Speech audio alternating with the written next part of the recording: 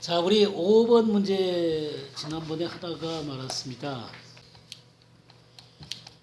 예, 5번 문제 이스라엘과의 언약의 성취는 어떻게 나타나게 되는가 하는 문제였죠. 우리 로마서 11장 한번 다시 보시죠. 형제들아, 너희가 스스로 지혜 있다 하면서 이 신비를 너희가 모르기를 내가 원하지 아니하노니, 이 신비는 이방인의 충만한 수가 들어오기까지 이스라엘의 더러는 우둔하게 된 것이라. 그리하여 온 이스라엘이 구원을 받으리라. 기록된 바 구원자가 시온에서 오사 야곱에게서 경건하지 않은 것을 돌이키시겠고, 내가 그들이 죄를 없이 할 때 그들에게 이루어질 내 언약이 이것이라 함과 같으니라. 네, 지금 이 구절은 굉장히 중요한 구절입니다. 이 신약 가운데서 너무너무 중요한 구절이에요. 이 중요한 구절이 왜 그러냐면 27절에 내가 그들의 죄를 없이 할 때 그들에게 이루어질 내 언약이 이것이라 함과 같다 그랬는데, 이 지금 25절부터 27절까지 있는 이 내용이 이스라엘을 향한 그 여러 가지 언약들의 총결산이라는 얘기입니다. 그러니까 그 구약에 있는 모든 내용들이 신약의 이 기절에 와서 완전하게 결론이 나게 되는 구절입니다. 그래서 이 결론이 나는 구절이기 때문에 이 25절부터 27절까지가 너무너무 중요한 것입니다. 그것이 뭐냐면 이방인의 충만한 수가 들어오게 되고, 또 그 다음에 온 이스라엘이 구원을 받게 된다. 그래서 이 이방인들이 구원을 받고 그 다음에 이스라엘이 구원을 받고, 그렇게 되어졌을 때 이스라엘을 향한 하나님의 모든 언약이 온전하게 이루어지게 되는 것이다. 그것이죠. 그러면서 제가 지난주에 무슨 얘기를 했냐면 이 성취로 나가는 길 가운데 남은 자에 대한 얘기를 했어요. 기억나시죠? 남은 자에 대한 얘기를 하는 중요한 이유는 이 남은 자는 하나님의 마지막 때를 준비하는 하나님의 놀라운 경륜이에요. 하나님은 어느 시대나 남은 자들을 두십니다. 그러니까 이스라엘이 아무리 타락을 해도 하나님은 모두 다 멸하시는 게 아니라 남은 자들을 남겨두세요. 그 남은 자들을 통해서 하나님께서 하나님의 역사를 진행해 가시고 완성을 향해서 가는 것입니다. 우리가 바벨론으로 끌려갈 때 이스라엘이 다 망하는 것처럼 보이지만 예레미야나 에스겔이나 그런 사람들이 남아 있었고, 또 이 바벨론에 가서도 어떤 사람들이 기억나세요? 다니엘 같은 사람들, 다니엘의 또 세 친구 같은 사람들, 그리고 느헤미야나 이 에스더나 모르드게나 이런 남은 자들이 있었다는 것이죠. 그러면서 하나님의 이 역사들이 진행해 왔었습니다. 우리가 그럼 돌아와서는 누가 있었어요? 에스라 같은 사람들, 뭐 느헤미야 같은 사람들, 그런 사람들을 하잖아요. 그 다음에 또 학개나 스가랴, 뭐 스룹바벨 같은 사람들이요. 다 이렇게 그 하나님의 나라를 향해서 또 나아가게 되는 것들을 보게 됩니다. 근데 하나님께서 마침내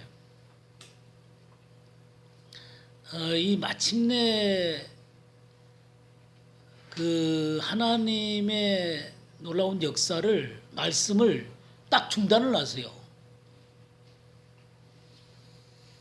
그 마지막 말씀이 뭐죠? 말라기예요, 말라기. 지난주에 우리가 공부했었죠? 이 말라기에서 딱 그 중단을 하는데, 그 말라기의 중요한 내용이 온전한 11조에 대한 얘기를 제가 하면서 이게 남은 자다라는 얘기를 했었죠. 이건 재물의 얘기라기보다는 정말 하나님 앞에 온전하게 드려진 하나님의 사람들을 의미하는 거죠. 하나님께서는 이 말라기서를 통해서 재물을 갖고 쭉 얘기를 하세요. 그러나 그건 재물의 얘기가 아니라 재물을 드리는 사람들에 대한 얘기입니다. 그래서 결국 경건한 자들을 세우겠다. 우리 말라기 3장을 다시 한번 보죠. 3장 16절에서 18절 한번 더 보도록 하겠습니다. 그때 여호와를 경외하는 자들이 피차에 말하며 여호와께서 그것을 분명히 들으시고 여호와를 경외하는 자와 그 이름을 존중히 여기는 자를 위하여 여호와 앞에 있는 기념책에 기록하셨느니라. 만군의 여호와가 이르노라. 나는 내가 정한 날에 그들을 나의 특별한 소유로 삼을 것이요 또 사람이 자기를 섬기는 아들을 아낌같이 내가 그들을 아끼리니 그때 너희가 돌아와서 의인과 악인을 분별하고 하나님을 섬기는 자와 섬기지 아니하는 자를 분별하리라. 예, 여기에 여호와를 경외하는 자들이 피차의 말함에 여호와께서 그것을 분명히 들으셨다. 그러니까 이 경외하는 자들의 말을 분명히 들으세요. 그래서 그 경외하는 자와 이름을 존중히 여기는 자를 위해서 여호와 앞에 있는 기념책에 기록한다는 거예요. 그러니까 하나님의 기념책에 기록된 자들이 있어요. 이런 사람들이 남은 자들이에요. 또 17절에는 뭐라 그랬어요? 만군의 여호와가 이르노라. 나는 내가 정한 날에 그들을 뭘로 삼는다 그랬어요? 나의 특별한 소유로 삼는다. 우리가 요한계시록 공부하면서 그 이름을 생명책에서 지우지 않겠다. 그들은 흰옷을 입고 또 하나님 앞에 합당한 자들이다. 뭐 그런 거 기억나시죠? 예. 그런 자들을 주님께서 예비를 하세요. 그냥 마지막 때로 들어가는 게 아니에요. 모든 사람들이 전부 다 하나님을 떠나고 잘못된 방향으로 나간다 할지라도 하나님께서는 그런 경건한 하나님의 사람들을 세우세요. 이들이 바로 남은 자들이에요. 이들을 통해서 하나님은 하나님의 역사를 경륜을 계속해 가시고 완성해 가시는 것입니다. 그러니까 이 세대 가운데서 사실은 어제 이 대선이 치러지고 난 다음에 제가 오늘 아침에 쓴 글을 보셨는지 모르겠습니다만은 이 상황 속에서 보이지 않지만 가장 큰 사건은 뭐냐면 기독교의 침몰입니다. 기독교는 이번 대선이나 탄핵 정국 가운데서 아무 소리도 못했어요. 우리나라에 지금 거의 1,000만을 헤아리고 있는 이 기독교인들이 1,000만 안 돼. 진짜는 1,000만은 안 되죠. 아무 소리도 안 했어요. 나중에 이제 기도회도 하고 그랬습니다만은 그건 아주 극소수고요. 그러니까 이 상황 가운데서 하나님이 무슨 말씀을 하는지도 얘기하지 않았고 또 하나님의 말씀 앞에서 같이 서가지고 연합하자라고 하는 그래서 우리 기독교인다운 가치를 분명하게 얘기를 해야 하는데 한마디도 안 했어요. 전 심판받아 마땅하다고 생각해요. 이제 기독교는 주류로 나오기는 글렀습니다. 오르지요. 또 주님께서 긍휼을 베푸셔갖고 기독교 내에 진정한 부흥을 주시면 또 모르겠지만 뭐 우리는 그걸 위해서 또 기도해야 되죠. 그러나 이런 상태로는 절대로 이제 주류에 못 나옵니다. 김영삼 대통령 또 이명박 대통령 이 기독교인들이 대통령이 됐잖아요. 근데 자기들 욕심 채우느라고 김영삼 대통령은 안 그랬다고 생각해요. 그 아들이 그랬지만 그냥 전혀 이 나라의 이 기독교인으로서 우리는 기회를 가졌음에도 불구하고 우리는 나라를 바르게 세우지 못했습니다. 그러니까 좌파에 넘어간 것에 대해서 할 말이 없어요.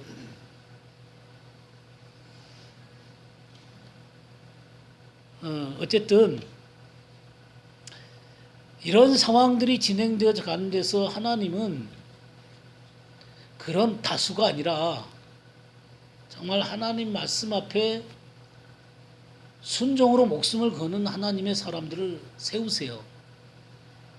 마지막 때가 돼가고 배교가 일어날수록 분명하게 하나님의 말씀 앞에 서는 자들을 세우십니다. 이게 남은 자들이에요. 이게 그리스도의 신부들이고요. 그런 일들이 있습니다. 그래서 이 이스라엘이 하나님 앞에 부패되어져 가고 하나님께서 심판을 하겠다라고 하는 가운데서도 남은 자들을 남겨두신다는 것에 대해서 제가 지난주에 이사야 말씀을 보면서 그 얘기를 드렸었습니다. 그죠? 기억나시죠? 예, 그러면 그 남은 자들을 남겨주시면 대부분의 이스라엘은 어떻게 하냐면 하나님 앞에 눈이 감기고 불순종으로 들어가게 되는 것입니다. 그리고 쫓겨나게 되는 것이죠. 이사야 6장을 다시 한번 보겠습니다. 이사야 6장 9절에서 13절까지를 읽어주시기 바랍니다. 여호와께서 이르시되 가서 이 백성에게 이르기를 너희가 듣기는 들어도 깨닫지 못할 것이요 보기는 보아도 알지 못하리라 하여 이 백성의 마음을 둔하게 하며 그들의 귀가 막히고 그들의 눈이 감기게 하라. 염려하건대 그들이 눈으로 보고 귀로 듣고 마음으로 깨닫고 다시 돌아와 고침을 받을까 하노라 하시기로 내가 이르되 주여 어느 때까지니까 하였더니 주께서 대답하시되 토국들은 황폐하여 주민이 없으며 가옥들에는 사람이 없고 이 토지는 황폐하게 되며 여호와께서 사람들을 멀리 옮기셔서 이 땅 가운데 황폐한 곳이 많을 때까지니라. 그 중에 10분의 1이 아직 남아있을지라도 이것도 황폐하게 될 것이나 감나무와 상수리나무가 배임을 당하여도 그 구루터기는 남아있는 것 같이 거룩한 씨가 이 땅의 구루터기니라 하시더라. 예, 하나님이 이사야한테 내가 누구를 보내면 누가 우리를 위해서 갈고 그렇게 말씀하시죠. 그때 이사야가 뭐라 그래요? 내가 여기 있나이다 나를 보내소서. 우리는 보통 여기까지 잘 알아요. 이 이사야 6장에 여기까지만 딱 알아요. 근데 왜 이사야를 왜 불렀는지를 잘 모르시는 것 같아. 이거 우리가 하나님이 나한테 어떤 사명을 주시고 어떤 메시지를 줬는가를 분명히 하나님의 종들은 알아야 될 필요가 있습니다. 근데 그 메시지를 모르고 무조건 주님 제가 여기 있습니다. 나를 보내소서 한다고 해가지고 가서 하나님의 일을 내가 마음대로 할 수 있는 거 아닙니다. 하나님께서 부르실 때는 뭐를 해야 되는지가 목적이 있는 거죠. 그죠? 근데 이사야한테 가서 전하라 그러는 거예요. 전하라는데 뭘 전하라 그러냐면 9절 말씀을 가서 전하라는 거예요. 가서 이 백성에게 이르기를 너희가 듣기는 들어도 깨닫지 못할 것이요 보기는 보아도 알지 못하리라. 이 백성의 마음을 둔하게 하며 그들의 귀를 막히고 그들의 눈이 감기게 하라. 염려건대 그들의 눈으로 보고 귀로 듣고 마음으로 깨닫고 다시 돌아와 고침을 받을까 하노라. 이렇게 가서 전하라는 거예요. 제가 오늘 여러분들한테 이 말씀을 전하면서 여러분들 가운데 한 분도 다 이 말씀을 좀 깨달을 수 없었으면 좋겠어요. 혹시 여러분이 깨달을까 참 두렵습니다.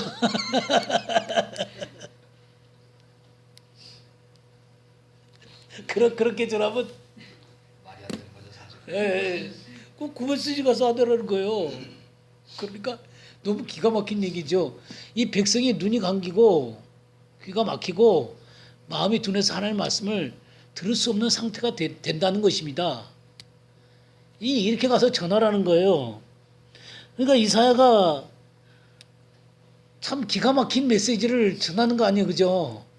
그러니까 이사야가 이게 도대체 언제까지 이럴 건가 궁금할 거 아니에요. 그래서 그 다음 기절이 뭐냐면 11절 보세요. 내가 이르되 주여 어느 때까지니까 하였더니 어느 때까지입니까 이게 도대체. 근데 이게 하나님 말씀이 뭐냐면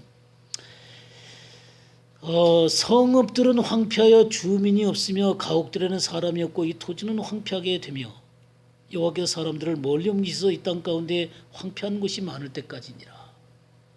그러니까 이사야 때까지 이런 일이 없었거든요. 근데 북쪽 이스라엘은 그랬지만 남쪽 유다는 그러질 않았어요. 그러니까 이게 언제쯤으로 생각되냐면 나중에 이제 바벨로니아에게 이 유다가 멸망이 당하는 거예요. 그러면서 사람들이 멀리 옮겨지게 되고 황폐해지게 되는 것입니다. 그러면 그때 상황이겠다라는 생각이 드는 것이죠. 근데 문제가 또 뭐냐면 12절이에요. 13절. 그 중에 10분의 1이 아직 남아있을지라도 이것도 황폐하게 될 것이나 근데 또 10분의 1이 남아도 이것도 황폐하게 된다는 거예요. 그래서 밤나무와 상설의 나무가 배임을 당하여도 그 그루터기는 남아있는 것 같이 거룩한 씨가 이 땅에 그루터기니라 하시더라. 그래서 여러분들이 이 하나님의 말씀을 보게 되면 10분의 1이 아직 남아있다 그랬죠. 그러니까 이스라엘 백성들이 바벨론에서 갔다가 돌아왔단 말이에요. 그래갖고 이제 조금 회복이 돼가지고 로마 밑에 있었지만 그래도 이스라엘 땅에 살고 있었어요. 그러니까 10분의 1이 살고 있었던 거예요. 근데 예수 그리스도를 거부하잖아요. 그리고 복음을 거부하게 되잖아요. 그러니까 하나님께서 이 이스라엘을 심판을 하게 됩니다. 그리고 어떻게 돼요? 로마의 타이터스 장군이 와가지고 예루살렘을 회파를 시키는 거죠. 그리고 성전이 다 무너지고 이스라엘 백성들은 온 세상 가운데 흩어지게 되는 거예요. 그러니까 이 말씀이 우리는 그래도 이 말씀이 바벨론 포로에 대한 얘기가 아닐까 이런 식으로 생각할 수 있겠지만 실질적으로 이 9절 10절 말씀이요. 이 눈으로 보고 귀로 듣고 마음으로 깨달을까 하나님이 두려워서 그들의 맹인이 되고 또 귀가 막히고 또 마음이 둔해서 하나님의 말씀을 알아들 수 없다라는 게 놀랍게 누가 인용을 하게 되냐면 예수님께서 이것을 인용한다 그 말이에요. 그러니까 이 예수님은 바벨론 포로 전이에요 후예요? 예, 바벨론 포로 후죠. 얼마나 후예요? 500년 후예요. 500년 후에. 바벨론 포로에서 돌아온 것은 586년에 망했다가 70년 후에 돌아왔으니까 500년쯤 된단 말이에요. 근데 이 말씀을 언제 인용을 하냐면 바벨론 포로에 돌아온 이후에 500년 후에 예수님이 이 말씀을 인용을 하세요. 그러니까 이 말씀이 그때도 아직 안 이루어졌다 이런 거예요. 아직 완전히 성취가 안 됐다는 거예요. 무슨 말씀인지 이해하시겠죠? 예. 그게 우리 마태복음 13장을 한번 봐보세요. 13장 10절에서 16절까지를 한번 읽어주세요. 제자들이 예수께 나와 이르되 어찌하여 그들이 비유로 말씀하시나이까? 대답하여 이르시되 천국의 비밀을 아는 것이 너희에게는 허락되었으나 그들에게는 아니 되었나니 무릇 있는 자는 받아 넉넉하게 되되 없는 자는 그 있는 것도 빼앗기리라. 그러므로 내가 그들에게 비유로 말하는 것은 그들이 보아도 보지 못하며 들어도 듣지 못하며 깨닫지 못함이니라. 이사야의 예언이 그들에게 이루어졌으니 일렀으되 너희가 듣기는 들어도 깨닫지 못할 것이요 보기는 보아도 알지 못하리라. 이 백성들의 마음이 완악하여져서 그 귀는 듣기에 둔하고 눈은 감았으니 이는 눈으로 보고 귀로 듣고 마음으로 깨달아 돌이켜 내게 고침을 받을까 두려워함이라 하였느니라. 그러나 너희 눈은 봄으로 너희 귀는 들음으로 복이 있도다. 예. 지금 이 예언을 지금 예수님이 하고 있다 그 말이에요. 그러니까 바벨론 포로에서 돌아오는 그 사건이 아니라는 거예요. 이게 언제까지입니까? 모르니까 땅은 황폐해지고 사람들은 멀리 옮겨져 가게 되고 10분의 1 남아있을지라도 그것도 황폐하게 될 것이다. 거룩한 씨가 이 땅이 그루터기니라 이렇게 말씀하신 게 바벨론 포로에서 끝났으면 예수님이 이 말씀을 인용을 하시겠어요? 끝났는데 인용을 안 하시겠죠. 그러니까 이게 지금 지속되고 있는 거다 그 말이에요. 그러니까 이들의 눈이 감기고 귀가 막히고 마음이 둔한 게 500년이 지난 후에도 지금 계속하고 있는 거예요. 그러니까 이 상황을 그러니까 이 대부분의 이스라엘 백성들이 이런 상태에 있다는 거예요. 근데 주님이 누구요? 이 천국 비밀을 아는 자들이 있다는 거예요. 누가 알아요? 예수님의 제자들이 아는 거예요. 제자들한테는 이 말씀을 하시고 너희 눈은 봄으로 너희 귀는 들음으로 복이 있다라고 말씀하고 계세요.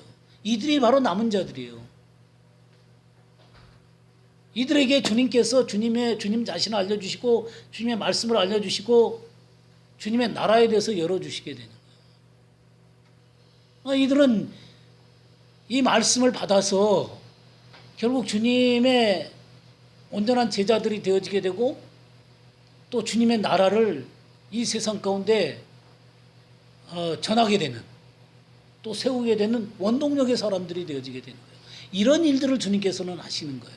마지막 때도 마찬가지예요.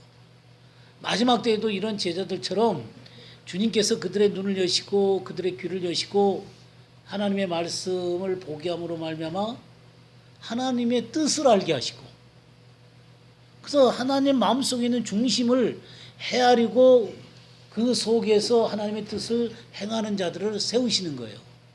이게 마지막 때 주님의 신부들이고 남은 자들이에요. 그럼 우리가 왜 일주일에 2번씩이나 만나갖고 이 공부를 하고 있어요?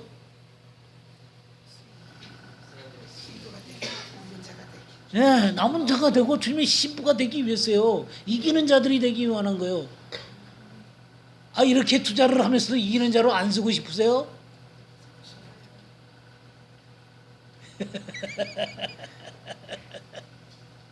예. 그러니까 우리들이 정말 주님께서 원하시는 그런 자들로 서야 된다, 그런 얘기. 이 거룩한 씨가 이 땅의 그루터기다 그랬는데, 이 거룩한 씨가 바로 남은 자들이에요. 남은 자들의 원형이 누구시냐면 예수님이시죠. 예수님이시고 예수님을 믿는 우리들이 남은 자들이에요. 근데 예수님을 믿는다, 그냥 입으로 믿는다는 게 아니라, 입으로 믿는 게 아니라 성경이 그랬잖아요. 우리가 사대교회 봤죠? 사대교회 다시 한번 볼까요? 요한계시록 3장을 한번 보겠습니다. 3장 1절에서 6절까지 한번 읽어주세요. 사대 교회의 사자에게 편지하라. 하나님의 일곱 영과 일곱 별을 가지신 자 이르시되 내가 내 행위를 아노니 내가 살았다 하는 이름은 가졌으나 죽은 자로다. 너는 일깨어 그 남은 바 죽게 된 것을 기권하게 하라. 내 하나님 앞에 내 행위가 온전한 것을 찾지 못하노니 그러므로 내가 어떻게 받았으며 어떻게 들었는지 생각하고 지켜 회개하라. 만일 일깨지 아니하면 내가 도둑같이 이르리니 어느 때에 내가 이르는지 내가 알지 못하리라. 그러나 사대에 그 옷을 더럽히지 아니한 자 몇 명이 내게 있어 흰 옷을 입고 나와 함께 다니리니 그들은 합당한 자인 영거라. 이기는 자니 이와 같이 흰 옷을 입은 것이요 내가 그 이름을 생명책에서 결코 지우지 아니하고 그 이름을 내 아버지 앞과 그의 천사들 앞에서 시인하리라. 귀 있는 자는 성령이 교회들에게 주시는 말씀을 들을지어다. 다 이해가 되시죠? 여기 귀 있는 자는 성령이 교회들이 하신 말씀을 들을지니라. 귀가 막히면 듣겠어요? 눈이 감겨 있으면 볼 수가 있겠어요? 이런 말씀을 해도요, 눈이 감겨 있으면요, 볼 수가 없어요. 귀가 없으면 들을 수가 없다고요. 하나님이 이거를 지혜와 계시형을 통해서 지혜와 총명을 우리에게 넘치게 하셔서 깨닫게 하심으로 말미암아 우리가 깨닫게 되는 거예요. 우리가 여호와의 영, 곧 지혜와 총명의 영이요, 오략과 재능의 영이요, 지식과 여호와를 경유하는 영이라고 그 7면의 영을 갖고 있는 그 성령님에 대해서 이사야 11장 2절에 그렇게 말씀하셨잖아요. 그죠? 그 영을 통해서 알게 하시는 거예요. 성령을 보내신 중요한 이유가 뭔지 아세요? 성령을 보내신 중요한 이유가 뭐예요? 예, 말씀을 깨닫게 하기 위해서죠. 진리의 말씀을 깨닫게 하기 위해서요. 막 성령이 오시면 막 능력만 행하는 것만 생각하는 것 같아. 아무리 능력을 행해도요, 말씀을 모르게 되면요, 잘못된 대로 빠지기 십상입니다. 아무리 막 기뻐 날뛰어도요, 말씀이 없으면 감정적인 사람으로 변하게 돼 있어요. 환경에 무서움이 닥치게 되면 벗어날 수 없습니다. 그러니까 중요한 건 하나님의 말씀을 성령이 오셔서 깨닫게 하시고 그 진리의 말씀 위에 서도록 하게 하시는 거다, 그 말이에요. 그래서 이 지금 사대교회 사람들한테 지금 얘기하는데 살았다는 이름을 가졌으나 죽은 자다 그랬어요. 우리가 크리스찬의 이름을 가졌는데 그럼 크리스찬답게 하나님의 생명의 말씀이 밝혀져서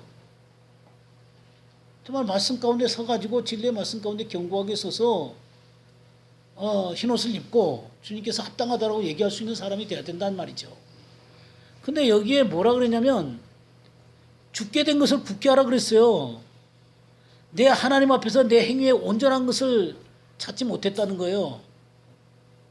온전하지 않다는 거예요, 삶이. 어떤 부분은 하는 것 같아요. 근데 어떤 부분은 안 해요. 그러니까 이게 얼룩얼룩해요. 깨끗해야 되는데 얼룩얼룩해요. 온전하게 주님을 섬겨야 되는 거거든요. 근데 마음 내키는 건 섬기고 마음 내키지 않으면 안 섬겨. 주님을 따라가는데 문제만 닥치면 안 나와. 아니 문제만 있으면 옳다구나 잘 됐구나 생각하는 것 같아. 문제가 있으면은 극복하고 나와야 되는 거거든요. 문제가 있으면은 우리가 정말 하나님 앞에서 내 자신이 어떻게 행동해야 할 것인가를 살피면서 주님 앞에 대가를 지불하고 나가는 거거든요. 그냥 문제만 생기면 그냥 옳다구나 안 나가도 돼. 그러니까 자기한테 면죄부를 주는 거예요. 면죄부를.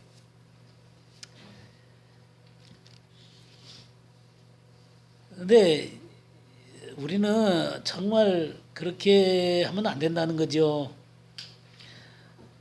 그래서 이렇게 잘 알아듣고 하나님 앞에 회개하고 어떻게 들었는지 생각하고 회개해서 일깨워서 정말 하나님 앞에 온전한 모습으로 서야 되는 것입니다.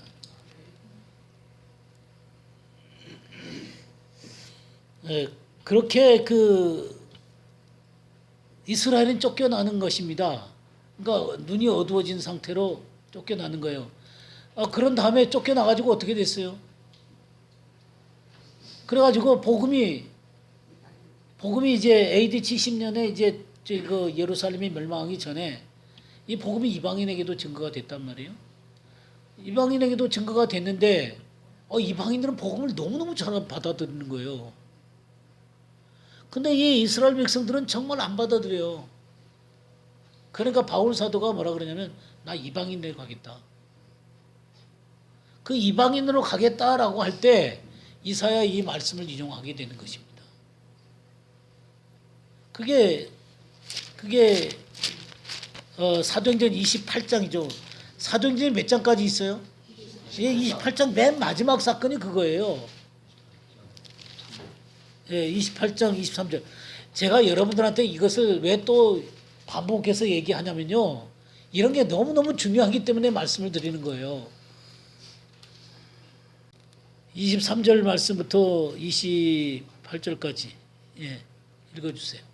그들이 날짜를 정하고 그가 유숙하는 집에 많이 오니 바울이 아침부터 저녁까지 변론하여 하나님의 나라를 증언하고 모세의 율법과 선지자의 말을 가지고 예수의 자를 전하더라. 그 말을 믿는 사람도 있고 믿지 아니한 사람도 있어. 서로 맞지 아니하여 흩어질 때에 바울이 한 말로 이르되 성령이 선지자 이사야를 통하여 너희의 조상들에게 말씀하신 것이 옳도다. 일렀을 때 이 백성에게 가서 말하기를 너희가 듣기는 들어도 도무지 깨닫지 못하며 보기는 보아도 도무지 알지 못하는도다.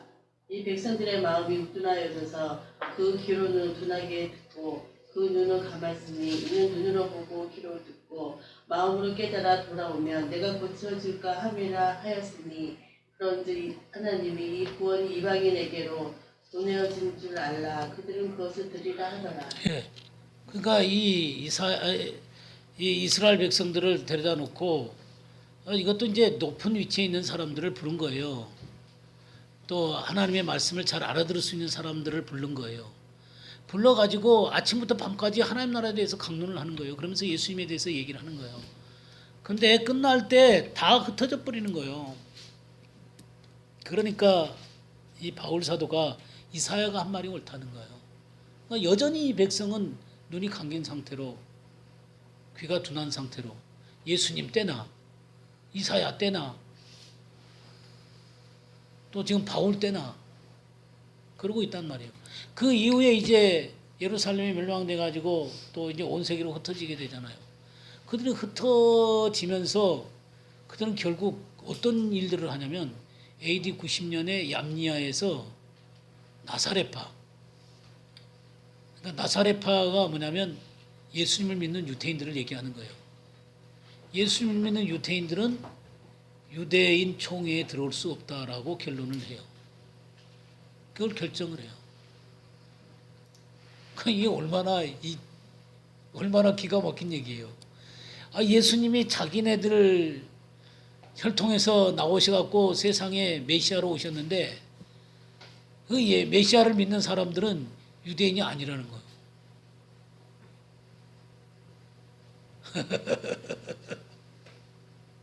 이 결정을 하는 거예요. 이게 얼마나 웃기는 얘기입니까?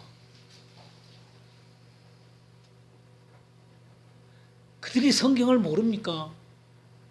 지금도 성경 너무너무 잘 알아요. 그러니까 잘하는 사람들은 잘 알아요. 모르는 사람들은 탈무드밖에 몰라요. 그러니까 성경을 그들은 이 미시나 해석하는 걸 보고 해석해서 쓴 걸 미시나라 그래요. 미시나를 조금 더 잘게 해석한 게 게마라예요. 그 미시나와 게마라를 합한 게 이게 탈무드예요. 그러니까 얘네들은 온갖 문제를 이 탈무드 속에 다 있어요. 여자 문제, 또 상업 문제, 뭐 결혼 문제, 뭐 저기 율법 문제, 뭐 금융에 대한 문제, 이게 온갖 것들이 다 들어 있어요. 이 탈무드 안에. 근데 정작 성경은 몰라요. 성경은 인정을 하진 않아요. 그러니까 랍비의 권위에 의해서 그들은 성경을 이해를 해요. 그러니까 성경에 너네들도 그 구원의 문에 들어가지도 않고 다른 사람도 이 구원의 문에 들어오지도 못하도록 막고 있다고 한 말이 맞아요. 예수님이 하신 말씀이 맞아요. 그러니까 그들은 그렇게 정말 죽으라고 하나님을 쫓음에도 불구하고 복음과는 아무 상관이 없어요. 그러니까 눈이 감겨 있는 거예요. 근데 그런 그들이 놀랍게 이 이스라엘 땅에 들어와 있다는 겁니다. 하나님의 약속대로 들어와 있다는 거예요. 이 문제는 제가 조금 이따 보기로 하고요. 근데 어쨌든 간에 이런 일들로 말미암아 복음은 이방인에게로 증거가 되어지게 되는 것이죠. 이방인에게 증거가 돼가지고 이방인인 사람들이 예수님을 믿게 되는 거예요. 그 복음, 유대인들은 다 거절을 하는데 이방인들에게만 복음이 증거되어지게 된 거예요. 그래서 하나님께서는 이 이스라엘 백성들에게 뭐 하도록 하기 위해서요? 시기나도록 하기 위해서 그렇게 하시는 겁니다. 자, 우리 이사야 65장 한번 볼까요? 65장 1절 2절을 한번 보겠어요.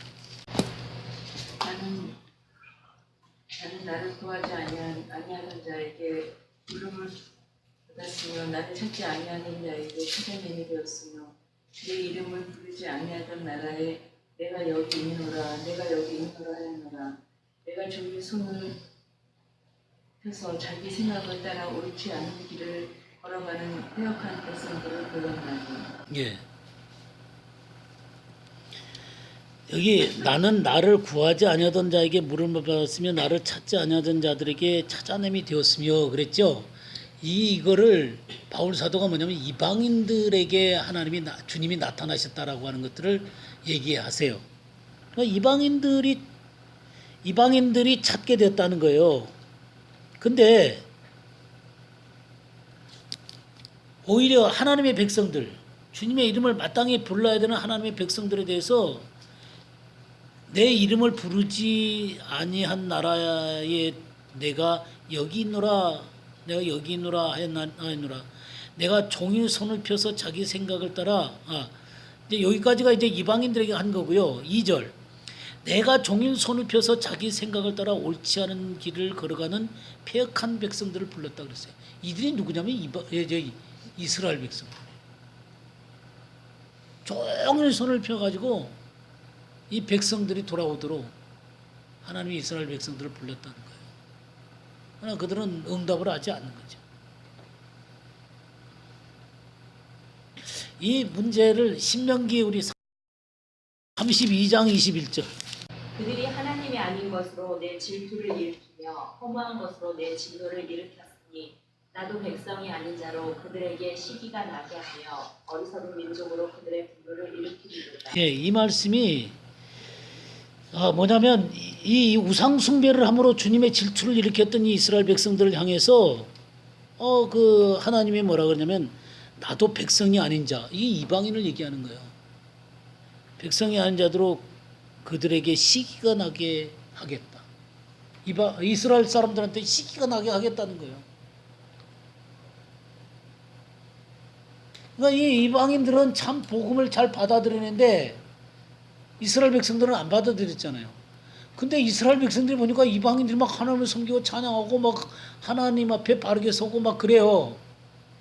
그러니까 그 속에서 이 이스라엘 백성들만 사랑한다고 그들은 생각하는 거거든요. 근데 이방인들을 사랑하는 걸 보고 막 속에서 이 시기가 불붙듯이 일어나게 되는 거예요. 그렇게 하겠다는 거예요. 그렇게 지금도 그렇게 하고 계시는 거죠. 우리가 지난번에 우리 말라기서를 봤죠. 말라기서를 다시 한번 보겠습니다. 말라기서 1장을 한번 보겠습니다. 11절 말씀부터 14절까지 한번 보십시다. 만군의 여호와가 이르노라 뜨는 곳에서부터 해지는 곳까지의 이방 민족 중에서 내 이름이 크게 될 것이다. 각처에서 내 이름을 위하여 분향하며 깨끗한 제물을 드리리니 이는 내 이름이 이방 민족 중에서 크게 될 것임이니라. 그러나 너희는 말하기를 여호와의 상은 더러웠고 그 위에 있는 실과 곧 식물은 격렬히 여길 것이라 하여 내 이름을 더럽히는도다. 만군의 여호와가 이르노라 너희가 또 말하기를 이 일이 얼마나 범패스러운고 하며 코웃음하고 토색한 물건과 저는 것, 병든 것을 가져왔느니라. 너희가 이같이 헌물을 가져오니 내가 그것을 너희 손에서 받겠느냐 여호와의 말이니라. 때 가운데 수컷이 있거늘 그 성원하는 길에 흠 있는 것으로 사기하여 내게 드리는 자는 저주를 받으리니 나는 큰 임금이요 내 이름은 열방 중에서 두려워하는 것이 됨이니라. 만군의 여호와의 말이니라. 예, 이거 이해가 되시죠? 예? 너무 웃기잖아요, 그죠? 이방인들은 해 뜨는 곳에서부터 해 지는 곳까지 이방 민족들 중에서 내 이름이 크게 될 것이라 그랬어요. 그래서 그들이 예수님을 믿고 각처에서 내 이름을 위하여 분향하며 깨끗한 제물을 드리니 이는 내 이름이 이방 민족 중에서 크게 될 것입니다. 이방인 중에서는 막 주님의 이름이 높임을 받는 거예요. 근데 이스라엘에서는 어떻게 해요?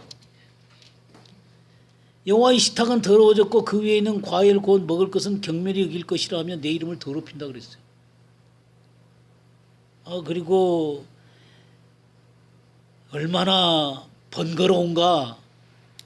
코웃음 치고 훔친 물건과 저는 것과 병든 것을 가져오는데 그런 헌물만 드리는 거예요. 그러니까 너희 손에서 내가 이걸 받겠나 이거예요. 멀쩡한 수컷이 있는데 그거 빼놓고 흠 있는 것으로 속여 내게 드리는 자는 저주를 받으리니 나는 큰 임금이요 내 이름은 이방 민족 중에서 두려워하는 것이 됩니다. 그러니까 하나님이 이스라엘 백성들 가운데서는 참 조롱거리가 되고 있는데 이방인들은 높인다는 거예요. 이런 말씀이 말라기야에서 있는 거예요. 그러니까 말라기가 이걸 내다본 거예요. 그리고 이 말라기서 지난 다음에 400년 동안 침묵해 버리십니다, 하나님이. 그러니까 제가 지난번에 얘기했지만 이 이스라엘의 눈이 감겨 있는 것은 이들의 범죄, 이들의 하나님 앞에 완악한 태도도 있어요. 하나님의 경륜도 있고요. 또 사탄의 역사도 있고요. 이런 세 가지 것이 합해서 된 거지 어느 한쪽만 얘기하면 안 돼요. 우리가 너무 한쪽만 얘기하게 되면 이 정말 뭐랄까 성경의 이 균형을 잃어버릴 수 있어요. 이런 세 가지 것들이 전부 다 함께 있는 겁니다. 실질적으로 이스라엘 백성들의 범죄도 있어요. 그리고 하나님의 경륜도 있고. 우리 주님이 하신 것 한번 보실까요? 우리 마태복음 22장 한번 보겠습니다. 마태복음 22장 1절에서 14절까지 한번 읽어주시기 바랍니다.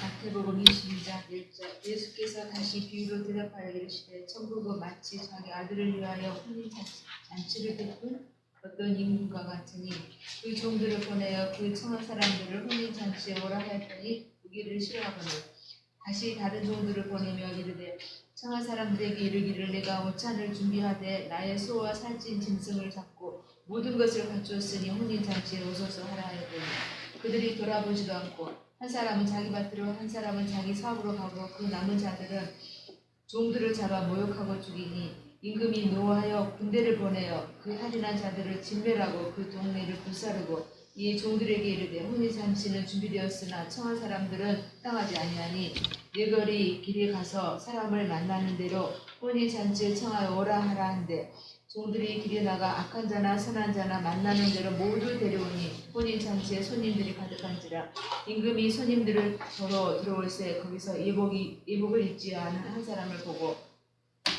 이르되 친구여 어찌하여 예복을 입지 않고 여기 들어왔느냐 하니 그가 아무 말도 못하거늘 임금이 사원들에게 말하되 그 손발을 묶어 바깥 어두운 데에 내던지라 거기서 슬피 울며 이를 갈게 되리라 하니라. 청함을 받은 자는 많되 택함을 입은 자는 적으니라. 네. 이게 혼인잔치에 대한 비유잖아요. 그죠? 주님께서 이스라엘 백성들을 청하세요. 이 오찬을 준비하되 이 4절에 나의 소와 살찐 짐승을 잡고 모든 것을 갖추었으니 혼인잔치에 오소서 이렇게 초청을 하는 거예요. 그러니까 그들이 돌아보지도 않고 한 사람은 자기 밭으로 한 사람은 자기 사업으로 가고 그 남은 종들을 잡아 모욕하고 죽이니 이게 이스라엘 백성이 하는 일이에요. 선지자들을 보냈지만 죽이고 말씀을 듣지 않는 이들의 모습이에요. 그러니까 임금이 뭐라 그래요? 8절, 이제 임금이 7절, 임금이 노하여 군대를 보내어 그 살인한 자들을 경멸하고 그 동네를 불사르고, 그거 다 내쫓아 버리신 거예요. 그 이스라엘이 온 세상으로 쫓겨 나가는 것에 대한 얘기예요, 이게. 그러니까 이 비유 속에 참 놀라운 말씀들을 해두고 계세요. 그러면서 뭔 얘기를 하냐면 이에 종들에게 이르되 혼인잔치는 준비되었으나 청한 사람들은 합당하지 아니하니 이스라엘 백성들이 지금 합당하지 않다는 거예요. 네 거리 길에 가서 사람을 만나는 대로 혼인잔치에 청하여 오라. 이 네 거리가 바로 이방이에요. 이방. 열방이에요. 열방. 열방에 가갖고 사람을 만나는 대로 혼인잔치에 청하여 오라 그 말이에요. 그래갖고 막 사람들이 손이 가득해요. 가득한데 보니까 11절 임금이 손님들을 보러 들어올새 거기서 예복을 입지 않은 한 사람을 보고 그랬어요. 이르되 친구여 어찌하여 예복을 입지 않고 여기에 들어왔느냐 하니 그가 아무 말도 못하거늘 임금이 사람들에게 말하되 그 손발을 묶어 바깥 어두운 데에 내던지라 그랬어요. 거기서 슬피 울며 이를 갈미 있으리라. 그러니까 여기에 지금 이 혼인잔치에 필수적으로 참석하는 사람들이 어떤 사람이냐면 예복을 입은 사람이에요. 예복. 그러니까 청함을 받은 자는 많되 택함을 입은 자는 적으니라. 그러니까 사람들이 청에다가 왔다 하더라도 이건 청한 것에 불과해요. 여기에 뭐가 있어야 되냐면 예복이 있어야 돼요. 예복이. 예복이 뭐예요? 예, 신부들의 깨끗하고 빛나는 세마포우시죠. 그 성도들의 옳은 행실이라고 하죠. 디카요마, 자 수없이 얘기한 얘기예요. 그러니까 의의 행동이에요. 옳은 행실, 옳은 의의 행동으로 옷 입는 거예요. 이게 택한 자들이에요.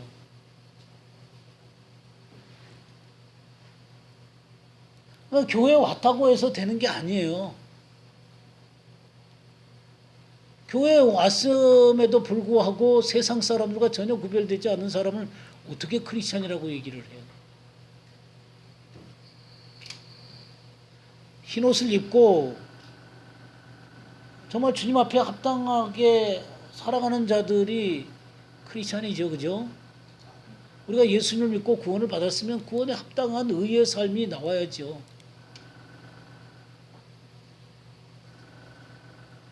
그러니까 이런 것들이 지금 주님이 지금 마태복음 22장이면 이제 곧 십자가에 못 박혀 돌아가실 상황이 되는 거예요. 그러니까 마지막 때 이 얘기를 하는 거예요. 지금 이스라엘 백성들은 주님을 거절한다는 거예요. 그리고 이방인들에게 이 복음이 증거되질 거라는 거예요. 신기하죠? 이런 말씀들 보면.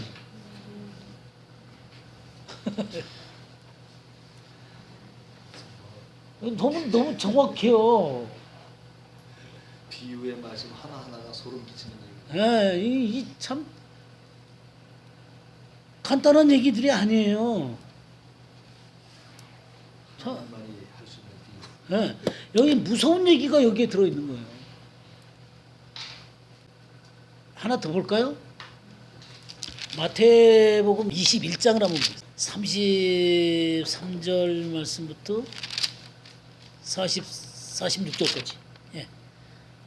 다른 한 비유를 들으라. 한 집 주인이 포도원을 만들어 산 울타리로 두르고 거기에 집자는 틀을 만들고 낭대를 짓고 농부들에게 새로 주고 타국에 갔더니 열매 거둘 때가 가까움에 그 열매를 받으려고 자기 종들을 농부들에게 보내니 농부들이 종들을 잡아 하나는 심히 때리고 하나는 죽이고 하나는 돌로 쳤거늘 다시 다른 종들을 처음보다 많이 보내니 그들에게도 그렇게 하였는지라. 후에 자기 아들을 보내며 이르되 그들이 내 아들은 존대하리라 하였더니 농부들이 그 아들을 보고 서로 말하되 이는 상속자니 자 죽이고 그의 유산을 차지하자 하고 이에 잡아 포도원 밖에 내쫓아 죽였느니라.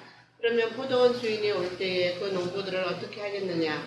그들이 말하되 그 악한 자들을 진멸하고 그 포도원은 제때에 열매를 바칠 만한 다른 농부들에게 새로 줄지니이다. 예수께서 이르시되 너희가 성경에 건축자들이 버린 돌이 모퉁이의 머리돌이 되었나니 이것은 주로 말미암아 된 것이요 우리 눈에 기이하도다 함을 읽어본 일이 없느냐. 그러므로 내가 너희에게 이르노니 하나님의 나라를 너희는 빼앗기고 그 나라에 열매 맺는 백성이 받으리라. 이 돌 위에 떨어지는 자는 깨지겠고 이 돌이 사람 위에 떨어지면 그를 가루로 만들어 흩으리라 하시니 대제사장들과 바리새인들이 예수의 비유를 듣고 자기들을 가리켜 말씀하신 줄 알고 적고자 하나 무리를 무서워하니 이는 그들이 예수를 선지자로 알미였더라. 예.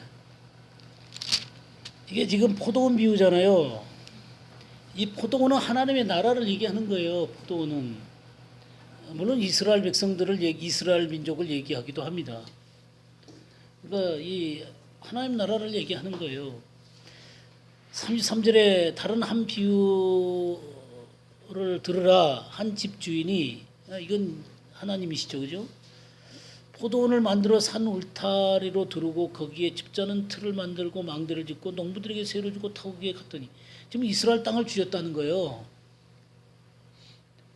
이스라엘 땅을 줬어요, 농부들한테. 농부들이 바로 이스라엘 사람들이에요. 열매를 원했어요. 열매를 받으려고 자기 종들을 보냈어요. 하나님의 백성들을 보냈는데 선지자들을 보냈어요. 그러자 이 하나님의 종들과 선지자들을 어떻게 했어요? 종들을 잡아 하나는 심히 때리고 뭐 하나는 죽이고 하나는 돌로 쳤거나 많은 선지자들을 그랬어요. 예, 돌에 쳐 죽이고 톱으로 켜 죽이고 제단 사이에서 죽이고 그런 일을 했어요. 다시 다른 종들을 전부다 많이 보내니 그들에게도 그렇게 하였는지라. 후에 자기 아들을 보내어 이르되 그들에게 내 아들은 존대하리라. 이 아들이 누구예요? 예수님이죠. 지금 예수님이 자기 비유를 하는 거예요. 그러자 농부들이 그 아들을 보고 서로 말하되 이는 상속자니 자 죽이고 그의 유산을 차지하자. 뭔 말이에요? 예수님을 죽이고 자기 방식대로 하나님의 나라를 세우는 거예요. 이게 유대주의예요. 유대주의. 이게 유대주의예요. 자기 방식대로 하나님의 나라를 저기를 하는 거예요.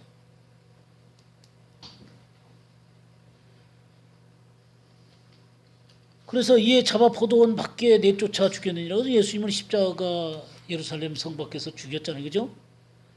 그러면 포도원 주인이 올 때 그 농부들을 어떻게 하겠느냐? 그들이 말하되 그 악한 자들을 진멸하고 포도원을 제때에 열매를 바칠 만한 다른 농부들에게 새로 줄지니. 제때 열매를 바칠 만한 종들이 누구예요? 이방인들이죠. 이방인들. 새로 줄지니. 예수께서 이르시되 너희가 성경의 건축자들의 버린 돌이 모퉁이의 머릿돌이었나니 이것은 주로 말미암아 된 것이요 우리 눈에 기이하도다. 이 건축자들의 버린 돌이라는 게 뭐예요? 이스라엘이 버렸다는 거예요. 이스라엘 랍비들이 버렸다는 거예요. 성경을 해석하는 랍비들이 버렸어요. 근데 모퉁이의 머릿돌이 됐단 말이에요. 하나님 나라의 건축에 이 모퉁이 머릿돌이 된 거예요.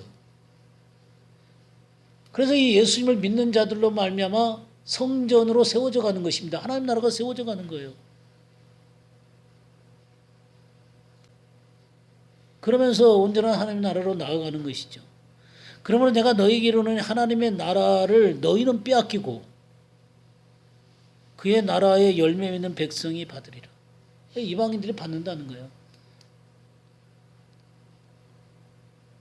그러면서 무슨 얘기를 하냐면 이 돌 위에 떨어지는 자는 깨지겠고 이 돌이 사람 위에 떨어지면 그를 가루로 만들어 흩으리라. 그러니까 주님 위에 떨어지면 깨지고요. 주님이 그 위에 떨어지면 가루가 되는 거예요. 주님은요 자기의 것이 가루가 되는 사람을 원하세요.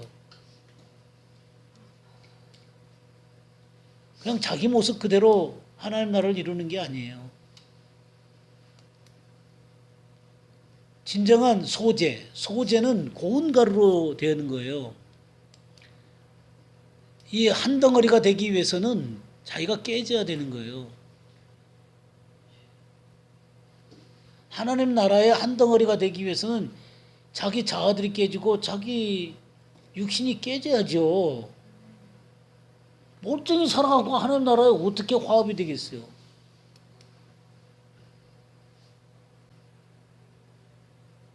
이 바리새인들, 이 대제사장들은 그렇게 할 용의가 없었던 사람들이에요.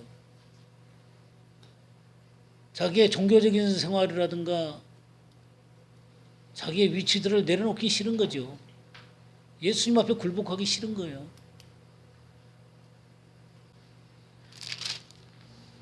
예수님의 비유 참 재밌으시죠?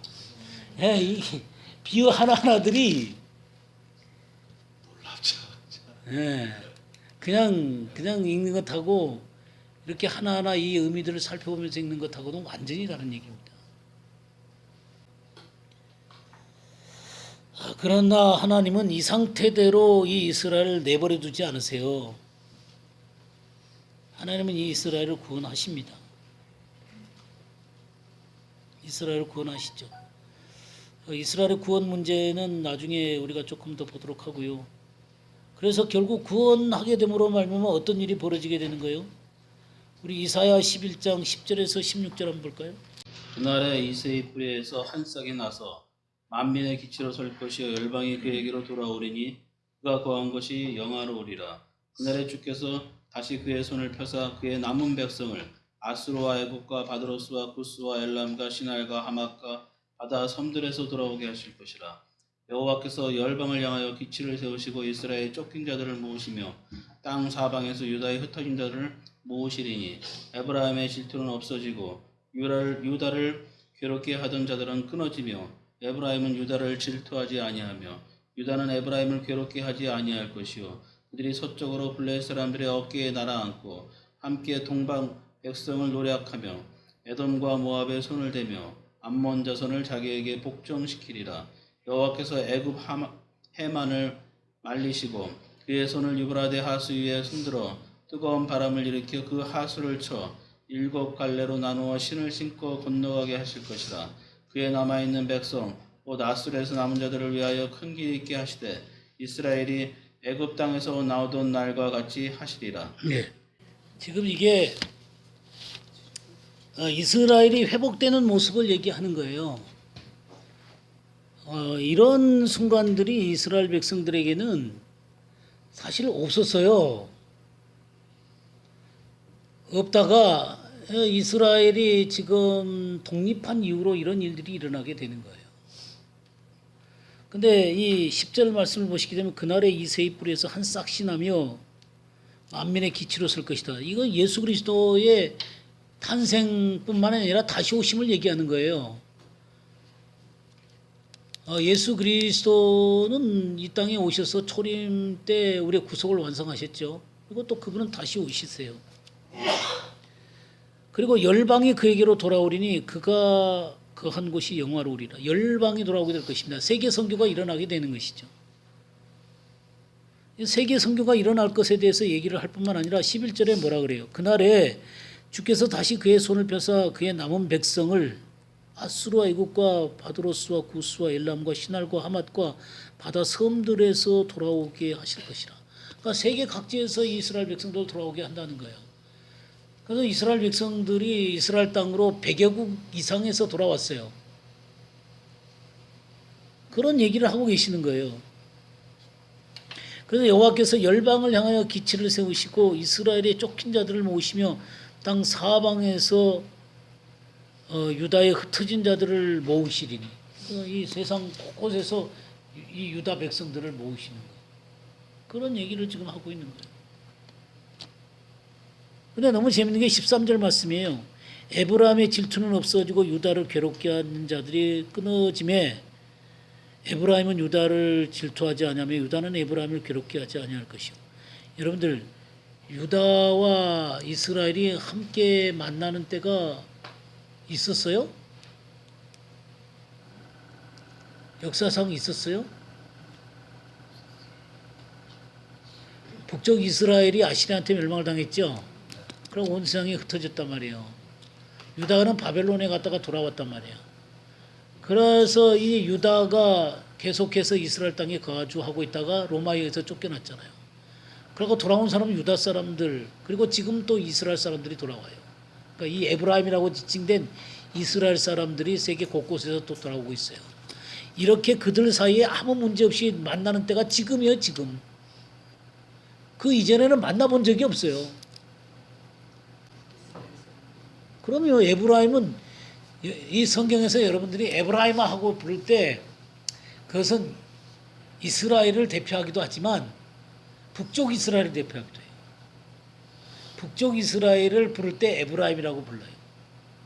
왜냐하면 에브라임이 장자권을 갖고 있거든요. 그리고 이스라엘을 대표하는 거예요. 그래서 여러분들이 호세아서를 읽으면 에브라임아라고 많이 부르게 되는 것을 봐요. 이건 북쪽 이스라엘을 부를 때 그렇게 불러요. 그리고 에브라임이라고 부를 때 그것은 또 이스라엘 전체를 의미하는 때가 있어요. 그러니까 그런 문맥들을 잘 보시는 게 참 중요해요. 근데 대부분 에브라임이라고 부를 때는 북쪽 이스라엘이라고 부르는 거예요. 한 예를 볼까요? 이 호세아서 같은 경우는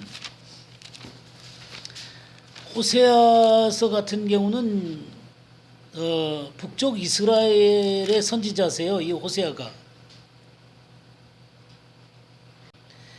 5장 볼까요? 5장 이거 8절부터 쭉 한번 읽어봅시다. 그냥 8절부터 15절까지를 누가 한번 읽어보세요. 너희가 기브아에서 훌라파를 불며 라마에서 나팔을 불며 벳 아웬에서 외치기를 베냐민아 내 뒤를 쫓는다 할지어다. 벌하는 날에 에브라임이 황폐할 것이라. 내가 이스라엘 지파 중에서 반드시 있을 일을 보였노라. 유다 지도자들은 경계표를 옮기는 자 같으니 내가 나의 진노를 그들에게 물같이 부으리라. 에브라임은 사람의 명령 뒤따르기를 좋아하므로 학대를 받고 재판의 압제를 받는도다. 그러므로 내가 에브라임에게는 좀 같으며 유다 족속에게는 썩이는 것 같도다. 에브라임이 자기의 병을 깨달으며 유다가 자기의 상처를 깨달았고 에브라임은 아수르로 가서 야렙 왕에게 사람을 보내었으나 그가 능히 너희를 고치지 못하겠고 너희 상처를 낫게 하지 못하리라. 내가 에브라임에게는 사자 같고 유다 족속에게는 젊은 사자 같으니 바로 내가 움켜 갈지라 내가 탈취하여 갈지라도 건져낼 자가 없으리로다. 그들이 그 죄를 뉘우치고 내 얼굴을 구하기까지 내가 내 곳으로 돌아가리라. 그들이 고난 받을 때 나를 간절히 구하리라. 예, 참 재밌는 말씀입니다. 여기 8절에 보면 기브아에서 뿔나파를 불며 라마에서 나파를 불며 베다웬에서 외치기를 베냐민아 내 뒤를 쫓는다 하라. 여러분 이게 기브아, 라마, 이게 베다웬, 이 베다웬, 이게 베다웬이 베델을 얘기하는 거예요. 베델.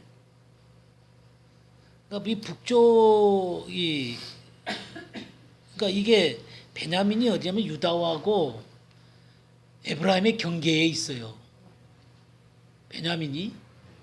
저는 이스라엘에서 베냐민 지파인 땅에서 살았어요. 피스가 제프가 저기 그 베냐민 땅이에요. 베냐민 땅. 기브아 근방이에요.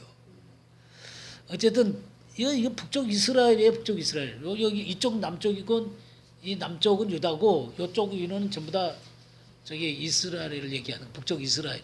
그 경계선에 있는 근데 베다윈이 외치기를 베냐민의 뒤를 쫓는다. 벌하는 날에 에브라임이 황폐할 것이라. 이 에브라임이 바로 이스라엘 지파 내가 이스라엘 지파 중에서 반드시 있을 일을 보여노라. 그리고 이 북쪽 이스라엘을 얘기하는 상징하는 곳들이에요. 전부 다. 거기에 심판이 있다는 거예요. 그러면서 또 유다에 대해서는 유다 지도자들은 경계표를 옮기는 자 같으니 내가 나의 진노를 그들에게 물같이 부으리라. 12절에도 그러므로 내가 에브라임에게는 종 같으며 유다 족속에는 썩이는 것 같도다. 북쪽 이스라엘은 종 같고 유다 족속에는 썩이는 것 같다. 그 13절에 에브라임이 자기의 병을 깨달으며 유다가 자기의 상처를 깨달았고 에브라임은 아수르로 가서 야렙 왕에게 사람을 보내었으나 그가 능히 너희를 고치지 못하겠고 너희 상처를 낫게 하지 못하리라. 그래갖고 이 북쪽 이스라엘이 아시리아한테 멸망을 당하는 거예요. 그런 얘기를 지금 하고 있는 거예요. 고치지 못한다는 거예요. 그들이 근본적으로 고치지 못, 그들에게 그 상처를 고칠 수 없다는 거예요. 14절 내가 에브라임에게는 사자 같고 유다 족속에는 젊은 사자 같으니 바로 내가 옮겨갈지라 내가 탈취를 갈지라도 건져낼 자가 없으리라. 그래서 북쪽 에브라임은 아시리아에 의해서 남쪽 유다는 바벨로니아에 의해서 멸망을 당하는 거예요. 근데 언제까지 그런 일들이 벌어지냐면 15절 보세요. 그들이 그 죄를 뉘우치고 내 얼굴을 구하기까지 내가 내 곳으로 돌아가리라. 그들이 고난받을 때에 나를 간절히 구하리라.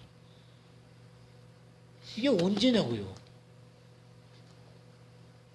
이게 지금이요. 지금. 그러니까 이스라엘 백성들이 600만이 학살을 당하고 그럴 때요. 그럴 때. 그러니까 그런 얘기들이 이 말씀 가운데 깊이 들어있는 거예요. 그러니까 그 이스라엘의 역사를 잘 모르고 또 성경이 정말 말하고 있는 그 핵심 내용을 모르면 이런 구절은 해석이 안 되는 거예요.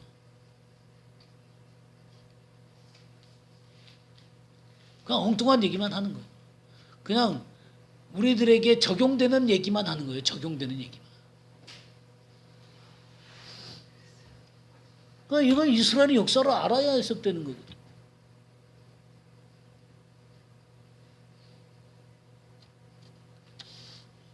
이 에브라임이 바로 그런 거예요.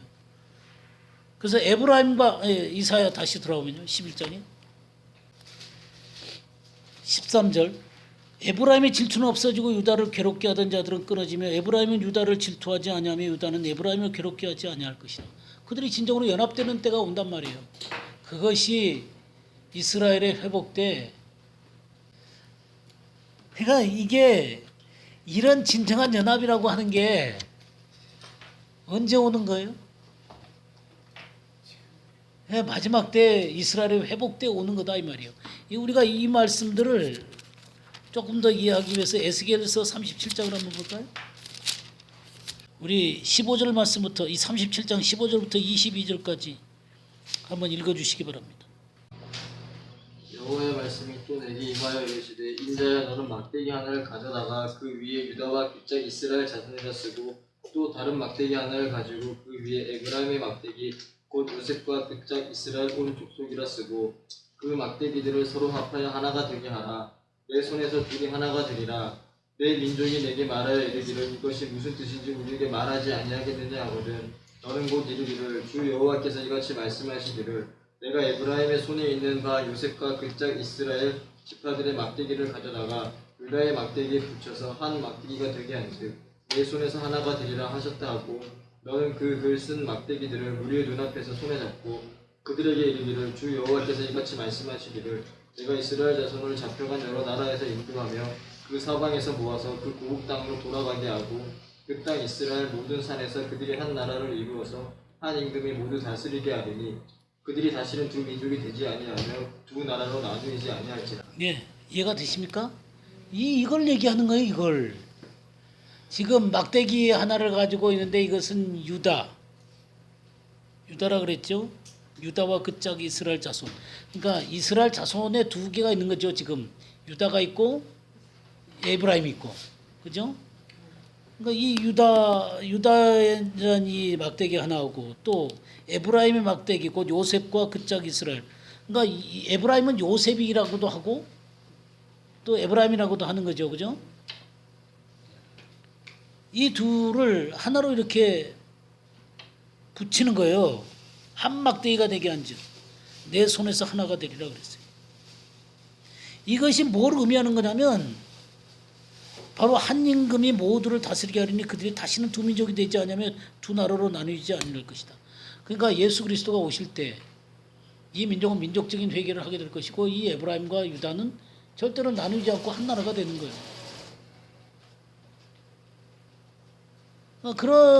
그런 얘기예요.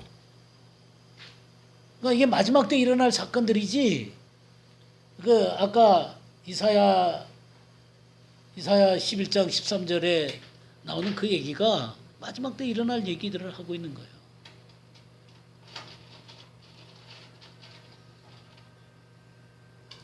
그래서 이 에스겔서 37장 이 의미가요. 결국 조금 더 외연으로 더 확대되어지게 되면 유다는 정통적으로 이스라엘 전체를 상징하게 되는 거예요. 그리고 이 에브라임이라고 불리는 이 북쪽 이스라엘은 이방으로 전부 다 흩어져 버렸잖아요. 그죠? 그래서 이 이스라엘 백성들의 혈통을 그대로 간직한 족속들도 있어요. 지파들도 있어요. 그래서 발견되기도 해요. 그러나 이들이 온 세계에 흩어져 갖고 이방화되어져 버렸단 말이에요. 그래서 이것은 조금 더 넓게 얘기하면 유다가 상징하는 이스라엘과 이 에브라임이 상징하는 이방인들이 그리스도 안에서 하나가 될 것에 대한 예표이기도 해요.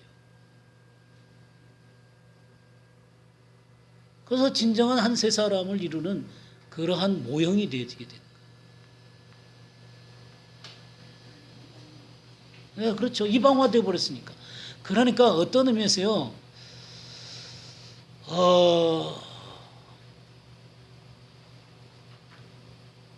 그러니까 이게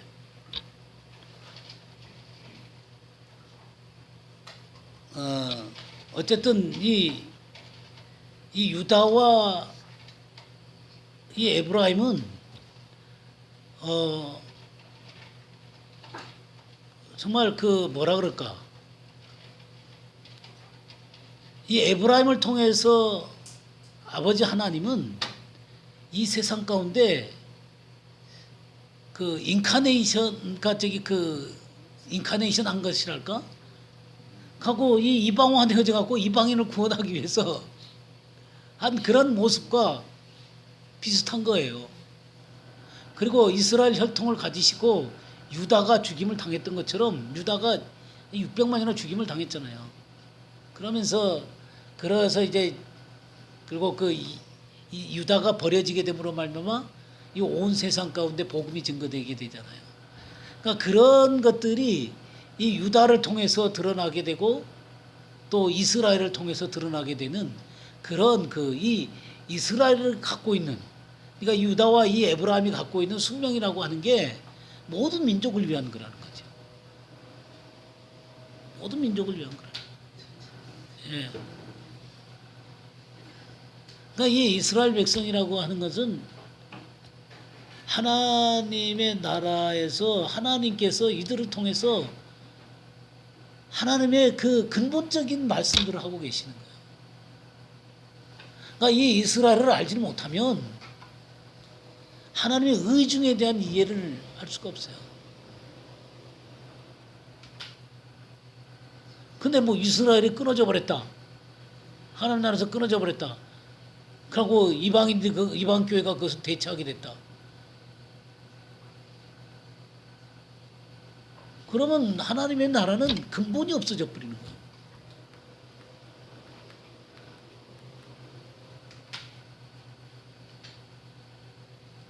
이 깊은 그 구약에서부터 계속해서 말씀하시는 하나님의 언약이 마침내 이 신약 가운데서 이루어지는 이런 것들을 보셔야 되는 거예요. 그래서 이런 언약들이 이루어지는, 그래서 한 세 사람으로 나가게 되는, 우리 이사야 25장을 한번 볼까요? 이사야 25장 6절에서 8절 말씀 한번 보겠습니다.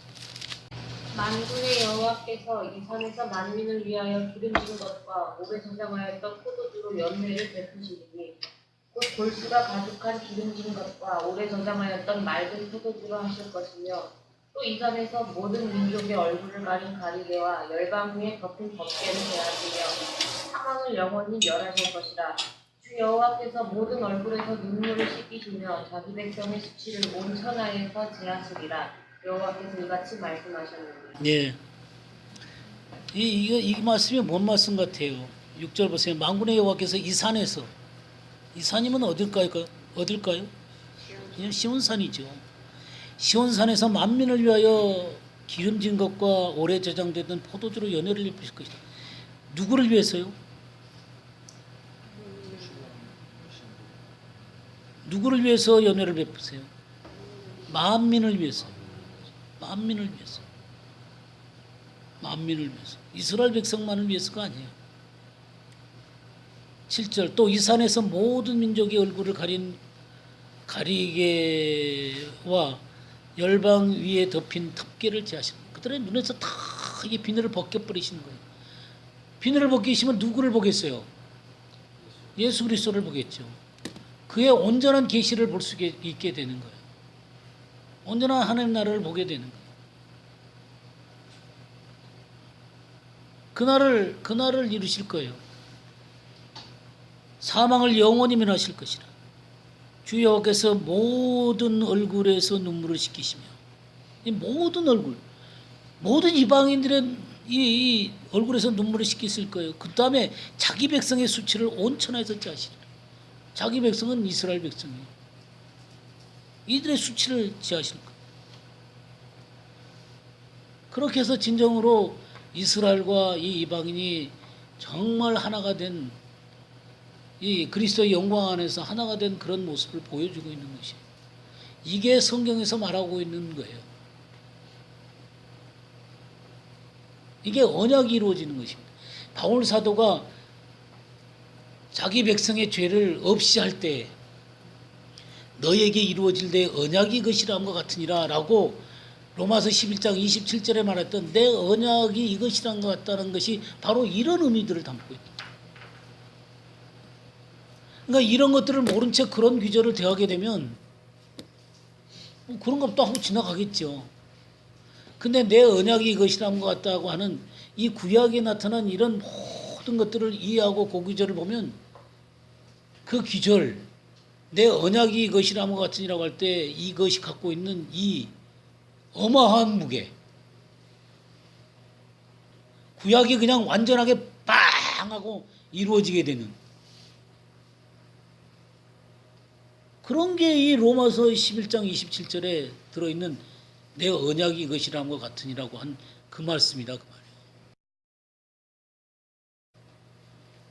그 한 문장 한 문제인데 그냥 이런 거를 얘기를 해야 돼요.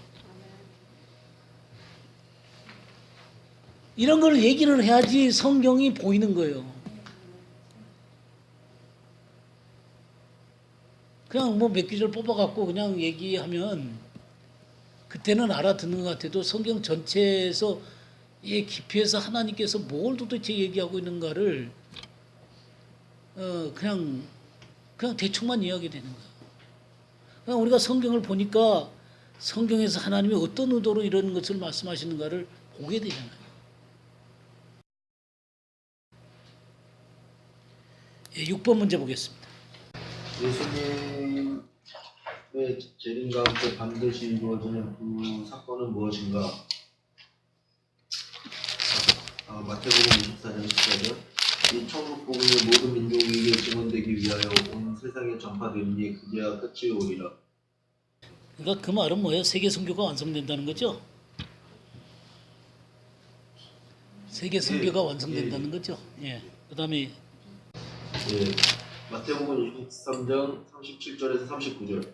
예루살렘아 예루살렘아 선지자들을 죽이고 내게 파송된 자들을 돌로 치는 자여, 암탉이 그 새끼를 날개 아래에 모음같이 내가 내 자녀를 모으려 한 일이 몇 번이더냐. 그러나 너희가 원하지 아니하였도다. 보라, 너희 집이 황폐하며 버려진 바 되리라. 내가 너희에게 이르노니 이제부터 너희는 찬송하리로다. 주의 이름으로 오시는 이여 할 때까지 나를 보지 못하리라. 예, 그러니까 이 말은 어떤 거냐면요. 여러분들이 그 예루살렘에 가게 되면은 이 골든게이트가 이렇게 닫혀져 있거든요. 그 위쪽으로 겟세마네가 있고 이 눈물의 교회가 있고 그래요. 눈물의 교회에서 지금 하신 말씀이에요, 이 말씀이. 그러니까 주님이 지금 이 이스라엘을 이렇게 안으려고 했던 게 몇 번이냐 이 말이에요. 근데 원하지 않았다는 거예요. 이렇게 계속 거부를 한 거예요. 그러니까 너희 집이 황폐에 버려진 바 되게 될 것이다. 이사야 6장에 나오는 얘기 알죠? 아까 눈이 감기고 귀가 막히고 마음이 둔해져서 너네들이 저기 그 하나님의 말씀을 깨달을 수가 없다. 그러니까 언제까지입니까? 그러니까 집이 황폐해지고 버림받아지게 되고 지금 그 말이에요. 지금 계속 그 말로 가는 거예요. 뭐 언제까지냐 이거예요. 또 이 언제까지냐가 나오는 거예요. 언제까지냐 이게 39절에 내가 너희에게 이르는 이제부터 너희는 찬송하리로다 주의 이름으로 오시는 이여 할 때까지. 그러니까 이스라엘 백성들이 주님 찬송합니다. 어서 오세요 할 때까지라는 거예요. 그러니까 주님, 내가 주님의 이름을 믿고 주님의 이름이 뭐예요? 예수님이시잖아요. 예수와 하마시아. 예수와 하마시아. 그러니까 예수와 하마시아 이름을 부를 때까지 그한테 부르면 오신다는 거예요. 누가요? 이스라엘 백성이.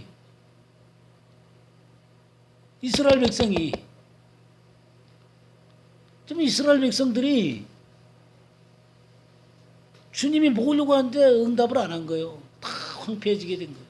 그러나 이들이 어느 날 민족적으로 회개해가지고 예수님은 우리의 메시아이십니다.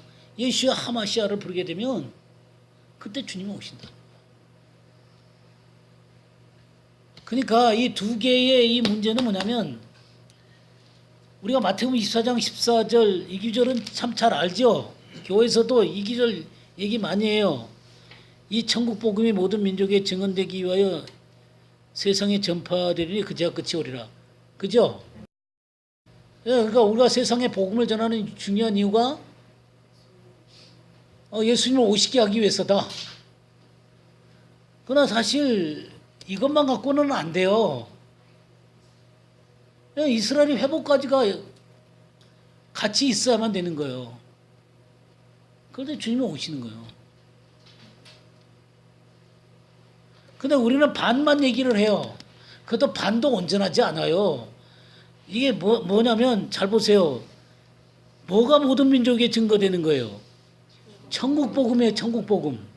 천국 복음이 도대체 뭐예요? 천국 복음이 뭐예요? 천국 복음이 복음이죠. 천국 복음이 복음이에요. 하나님 나라 복음이에요. 근데 우리가 하나님 나라 복음을 뭘로 축소를 시켜놨냐면 우리 죄를 용서받는 것으로 축소시켜놨어요. 하나님 나라 복음을 우리 죄 용서받는 것으로 제한시켜버렸어요. 그 천국 복음이 뭐예요? 천국 복음이 주님이 분부한 모든 말씀이에요. 아니 너희가 세계 사상에 나가서 저기 그 모든 족속으로 제자를 삼아서 아버지와 아들과 성령 이름으로 세례를 주고, 이 세례를 주는 게 뭐예요? 예수 믿었으니까, 예수 믿고 죄 용서 받았으니까 넌 내 백성이다라고 선포하는 거예요. 그걸로 끝나는 거예요. 그럼 세례를 주고 그 다음에 뭐라 그랬어요? 내가 너희에게 분부한 모든 것을 가르쳐 지키게 하라. 왜 요건 빼먹냐고요? 그러니까 복음이 예수 믿고 죄 사함 받는 거예요. 천국 복음이라고 하는 거는 사복음서에서 말씀하신 주님의 말씀이에요.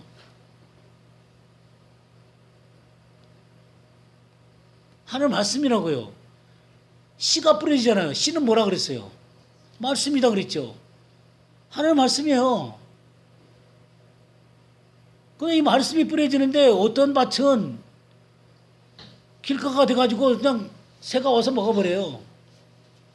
어떤 밭은 돌짝밭이 갖고 싹이 나는 것 같다가 그냥 타서 죽어버려요. 어떤 밭은 가시떨기 나무 같은 밭이에요. 마치 뭐가 나오는 것 같은데 전부 다 양분을 가시가 뺏어먹어 갖고 성장하지 않는 거예요. 근데 어떤 좋은 밭, 듣고 깨닫는 자의 밭. 이 사람들은 30배, 60배, 100배의 결실을 맺는 거예요. 그러니까 이 하나님의 말씀이 떨어져서 30배, 60배, 100배의 결실을 맺는 그런 삶으로 바뀌어야 되는 거예요. 근데 사탄이 와서 먹어버리고 금방 타서 말라버리고 영양분을 뺏겨갖고는 다른 것에 뺏겨갖고는 전혀 성장하지 않는 거예요. 이건 아니라는 거예요. 천국 비유가 그런 거잖아요. 하나님 말씀을 듣고 그 말씀이 그 속에서 30배, 60배, 100배의 결실을 맺어서 하나님의 백성다운 삶으로 나타나야죠. 그게 천국 비유예요. 그게 온 세계에 복음이 전파되려 그저 끝이 온다는 말씀도 진짜 복음을 전했으면 그들이 예수님이 꼭 구원받았을, 죄를 용서받았을 뿐만 아니라 예수 그리스도의 장성한 분량까지 성장해야 돼요. 주님 말씀 속에서 그들이 성장을 해야 돼요. 온전한 자까지 나가야 되는 거예요. 주님의 형상을 이루는 자들이 되어야죠. 그게 진짜 예수님 믿는 자들이죠. 물론 제가 여러 번 얘기했지만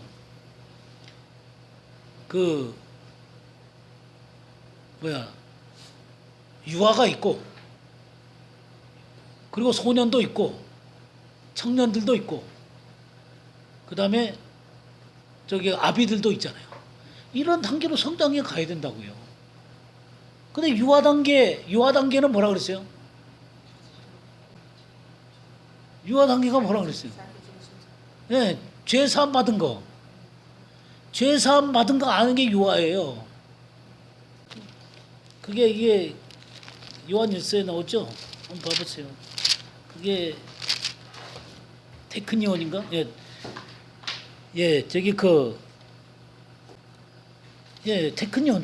테크니온. 이 12절에 테크니온. 자녀들아 할 때 테크니온이에요, 테크니온. 그 다음에 14절에 아이들아 그랬죠. 아이들에는 파이디온이에요, 파이디온. 소년이에요, 소년. 10대. 여기 뭐라 그랬어요? 자녀들에 대해서 뭔 얘기를 써요? 내가 너에게 쓰는 것은 너희 죄가 그의 이름으로 말미암아 사함을 받았습니다. 그러니까 죄 사함 받았다는 거 갖고 자랑하는 거예요. 그게 테크니온이에요. 그럼 소녀는 뭐예요? 소녀는 이 파이디온은 아버지를 알았으며 하나님의 자녀가 된 것에 대해서 기뻐하는 거예요. 하나님이 내 아버지시구나. 나는 그분의 자녀구나. 그래서 주님의 나라에서 그 주님이 날 사랑하시고 날 돌보시고 날 책임지시고 나를 이끌어 주시고 나를 보호하시고 나를 공급하시고 나를 정말 그 끝까지 붙드시고 그러시는 아버지 됨을 아는 거예요. 이거 좋죠? 예? 여기까지만 하려 그래. 여기까지만 하려. 그 아버지 되심. 아버지 되심을 누리는 좋죠. 아니 누려야 돼요, 당연히. 근데 여기까지 있으면 안 돼요. 청년들아, 네아니코스. 이 청년들은 네아니코스라 그래요. 여기 뭐라 그랬어요? 청년들아, 내가 너희에게 쓴 것은 너희가 강하고 하나님의 말씀이 너희 안에 거하시며 너희가 흉악한 자를 이겼습니다. 이런 사람들은 말씀 앞에 딱 서는 거예요. 선다는 거 우리가 배웠죠? 시스템이 경고하게 말씀 가운데 딱 서는 거예요. 승리의 자리 가운데 서는 거예요. 말씀을 가지고 사탄에 대해서 선포하는 거예요. 승리를 선포하고 하나님의 말씀을 간직하고 그 말씀으로 사탄을 이기는 거예요. 하나님의 나라를 확장시켜가는 거예요. 지금 내 속에서 나를 승리자로 세우는 거예요. 그게 청년들이에요. 그럼 아비들은 뭐예요? 아비들은 뭐라 그랬어요? 너희가 태초부터 계시니를 알았다. 그러니까 영원한 태초부터 주님이 어떤 경륜을 갖고 이 성경 가운데서 일해 오셨는가를 아는 사람들이에요. 그러니까 하나님의 경륜을 이해하고 있는 사람. 그 경륜 속에서 자기 자신을 바라볼 줄 아는 사람. 그러니까 장로 같은 사람들이죠. 사도들 같은 사람들. 이렇게 성장돼 가야 되는 거예요. 기가 막히게 이 분류해놨죠. 예? 이 참, 이 성장 단계를 이렇게 정말 이렇게 잘 분류해놨는지. 파텔이요, 파텔. 네, 파텔, 아비. 파텔. 어쨌든 이 천국 복음이라는 것 하나도 우리가 참 뭐랄까 그 의미를 제대로 성경 가운데서 천국 복음이 뭔 얘기를 하고 있는가, 하나님 나라의 복음이 뭔 얘기를 하고 있는가. 이게 하나님 나라의 복음이거든요. 그럼 예수님께서 십자가에서 돌아가시고 나서 부활하셨잖아요. 부활하고 제자들하고 얼마를 같이 있었어요? 40일 있으셨죠? 40일 동안 뭐 했는지 아세요? 우리 사도행전 1장을 한번 1장 3절 한번 볼까요? 3절 4절 5절까지. 예. 그가 고난 받으신 후에 또한 그들에게 확실한 많은 증거로 친히 살아계심을 나타내사 40일 동안 그들에게 보이시며 하나님 나라의 일을 말씀하시니라. 사도와 함께 모이사 그들에게 분부하여 이르시되 예루살렘을 떠나지 말고 내게서 들은 바 아버지께서 약속하신 것을 기다리라. 요한은 물로 세례를 베풀었으나 너희는 몇 날이 못되어 성령으로 세례를 받으리라 하셨느니라. 예. 뭐에 대해서 말씀하셨어요? 하나님 나라의 일에 대해서요. 하나님 나라의 일에 대해서. 하나님 나라에 대해서 쫙 가르치셨어요.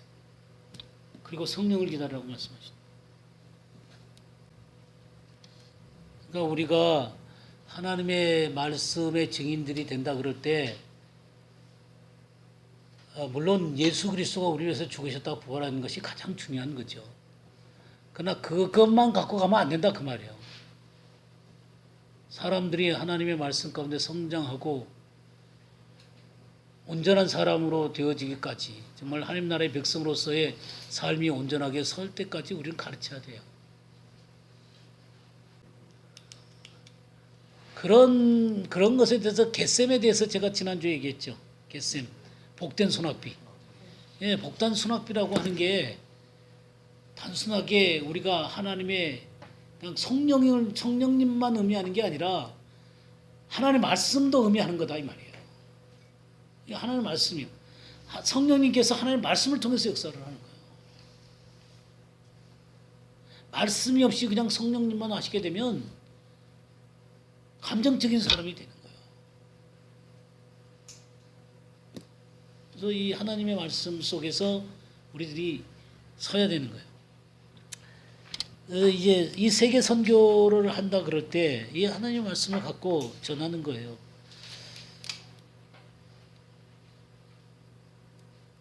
오직 성령이 너에게 임하시면 너희가 권능을 받고 예루살렘과 온 유대와 사마리아 땅끝까지는 내 증인이 되리라.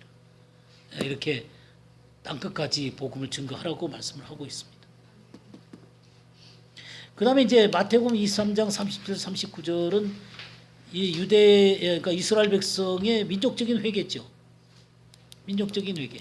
그래서 찬송하리로다 주의 이름으로 오시니여 라고 주님을 부르시게 되면 주님이 오신다는 거죠. 우리가 이 문제에 대해서 스가랴서 한번 볼까요?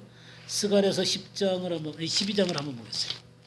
10절 말씀부터 13장 1절까지 보겠어요. 내가 다윗의 집과 예루살렘 주민에게 은총과 강간의 신명을 배웠으니 그들이 그 찌른 바 그를 바라보고 그를 위하여 애통하기를 독자를 위하여 애통하듯 하며 그를 위하여 통곡하기를 장자를 위하여 통곡하듯 하리로다. 그날에 예루살렘에 큰 애통이 있으니 무기또 골짜기 하다드림몬에 있던 애통과 같을 것이라. 온 땅 각 족속이 따로 애통하되 다윗의 족속이 따로 하고 그들의 아내들이 따로 하며 나단의 족속이 따로 하고 그들의 아내들이 따로 하며 레위의 족속이 따로 하고 그들의 아내들이 따로 하며 시므이의 족속이 따로 하고 그들의 아내들이 따로 하며 모든 남은 족속도 각기 따로 하고 그들의 아내들이 따로 하리라. 그날의 죄와 더러움을 씻는 셈이 다윗의 족속과 예루살렘 주민을 위하여 열리리라. 예, 이렇게 은총과 간구하는 심령을 부어주시는 거예요. 때가 되셨을 때 그들이 그 찌른 바 그를 바라보고, 그러니까 이 민족적인 회개는 예수 그리스도의 이 오심, 그 찌른 바 그를 바라본다 그랬거든요. 그거와 맞물리는 거예요. 그러니까 예수 그리스도의 오심과 그들의 눈으로 봄과 회개가 맞물리게 되는 거예요. 맞물리게 될 때 어떤 일이 벌어지게 되냐면 통곡한다 그랬어요. 통곡. 장자를 위하여 통곡하듯 하리로다. 왜 장자가 죽었으면 통곡하잖아요. 그죠? 그것처럼 예수 그리스도가 자신들이 죽인 그분이라는 사실을 알게 되어졌을 때 이들은 엉엉하고 통곡하는 거예요. 통곡. 미친 듯이 통곡을 하는 거예요. 그 몇천 년 동안 기다렸던 분이 이방 속에서 믿고 있는 예수님이라는 걸 알게 되는 이때까지 거부하고 몇천 년 동안 거부했던 예수님을 그때서 인정하는 거예요. 그게 얼마나 통곡이 터져나오고 있어요. 맨 마지막 때 이스라엘 백성이 11절에 그날에 예루살렘에 큰 애통이 있으리니 무기또 골짜기 하다드림몬에 있던 애통과 같을 것이다. 그 요시아가 죽었던 때 이스라엘 백성이 울었던 그때의 모습과 같다. 그 위대한 왕이었던 요시아가 죽었을 때 이스라엘 백성이 말할 수 없이 탄식했어요.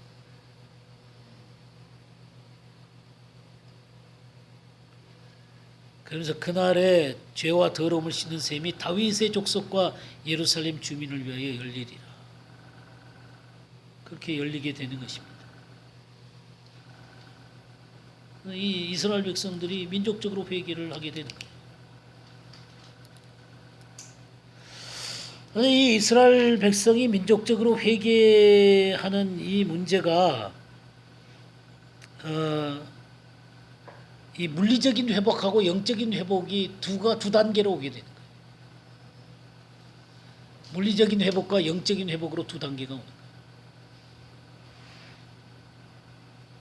물리적인 회복은 뭐예요?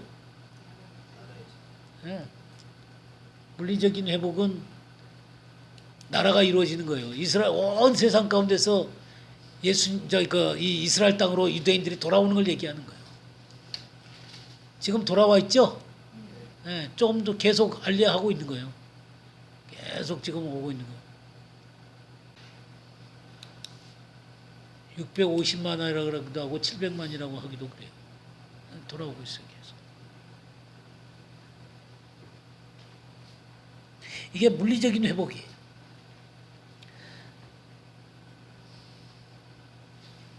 그러면서 이 물리적인 회복이 이루어지게 되는 것이죠. 물리적인 회복이 이루어지게 되고 예루살렘이 탈환되는 거예요. 예루살렘이 탈환되는 거예요. 그러니까 독립은 1948년에 이루어졌지만 회복은 언제 됐지? 예루살렘의 탈환은 언제 됐어요? 67년에 됐죠. 67년에 됐다 하더라도 아직 완성한 건 아니에요. 왜 그러냐면 아직도 성전산에 이 황금 사원이 있잖아요. 오마르 사원이 있는 거예요. 그래서 아직 완성된 건 아니지만 그래도 예루살렘이 탈원이 됐어요. 그리고 예루살렘이 수도로 선포가 됐어요. 아무도 인정하지도 않지만 예루살렘이 수도로 선포됐는데 아무도 인정을 안 해.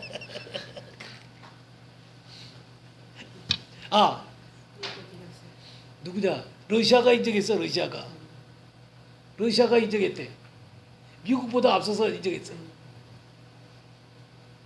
트럼프도 이제 인정한다 그랬는데 대사관은 미국이 인정하고 있지. 미국이 인정하고 있는데 대사관을 옮기기로 했는데 이제 그 러시아가 이 예루살렘을 수도로 하고 있는 이스라엘 수도가 인정하기로 했어요. 어쨌든 이런 회복들이 이루어지고 있는 것입니다. 근데 이런 회복만 되어지는 게 아니에요. 왜냐하면 이스라엘이 영적으로 회복이 되는 거예요. 아까 그들이 애통하면서 죄를 뉘우치고 죄와 더러움을 씻는 그 일들이 이루어지게 되는 거예요. 오늘은 여기까지 하죠. 뭐 다음에 또 나누도록 하겠습니다.